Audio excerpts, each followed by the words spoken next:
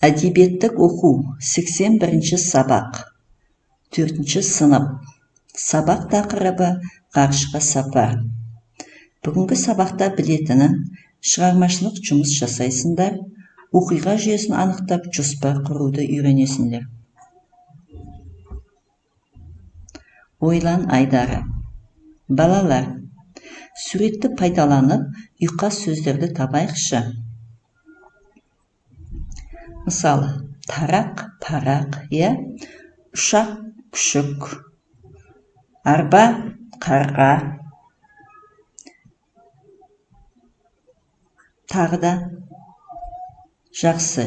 Ал енді балалар, осы ұқсас сөздер арқылы ұшты-ұшты ойынын ойнап, ойымызды серкітіп алайық. Ұшты-ұшты күшік ұшты, ұшты-ұшты ұшақ ұшты, ұшты-ұшты жылан ұшты, ұшты-ұшты құлан ұшты. Жақсы балалар. Яғни сабағымыз бүгінгі сабағымыз ұшты-ұшты ойына байланысты ғарышқа сапар екен. Ал енді балалар, осы ғарышқа тұңғыш ұшқан ғарышкерді білесіңдер ме? Ол Юрий Алексеевич Гагарин. 1961 жылы 12 сәуірде Байқоңыр ғарыш айлағынан ғарышқа ұшқан тұңғыш ғарышкер.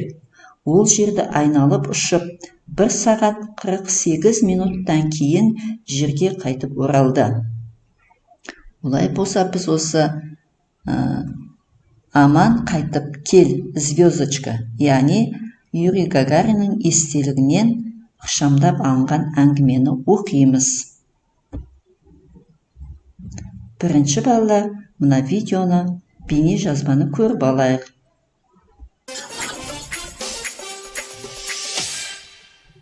Сен адамзаттың ғарышқа сапары ең алғаш қазақ жерінен басталғанын білесің бе?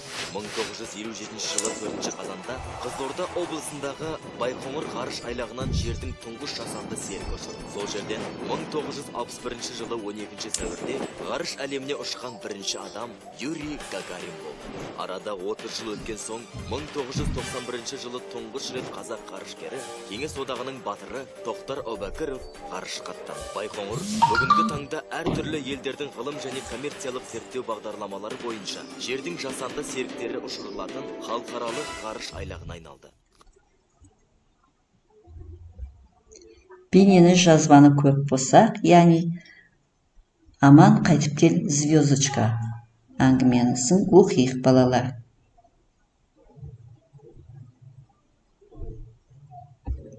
Ал енді оқып болсақ, яғни топпен жұмыс жасаймыз. Мәтінді қорыту. Яғни бірінші топ, ғарыш айлақта қандай мамандық иелері жұмыс істейді? Олар не істейді? Міне осыны бірінші топ мәтіннен іздеп тауып жазасыңдар. Екінші топ, автор ғарыш кеменің ұшу сәтін қалай сипаттады? Оны да мәтіннің ішінен табасыңдар. Үшінші топ, ғарышқа ұшатын итке қандай ат қойды? Ғалымдар не үшін ғарышқа итті ұшырды? Яғни оны да сендер мәтіннен тауып, сол бөлігін жазасыңдар. Төртінші топ, Юрий Гагариннің көңіл күйі қалай өзгерді? Яғни ол да мәтінде жазылып тұр. Сол бөлімді тауып жазамыз. Сұрақтарға жауап береміз. Тамаша. Келесі құрастырайдар. Етінді сендер балалар кітаптарында мәтіннің, яғни жоспары ретсіз орналасқан. Яғни сары ала ит, қоштасу, от жалынды зымыран, шаттық пен сенім, ғажайып ғарыш айлақ деген жоспарлар жазып қойған.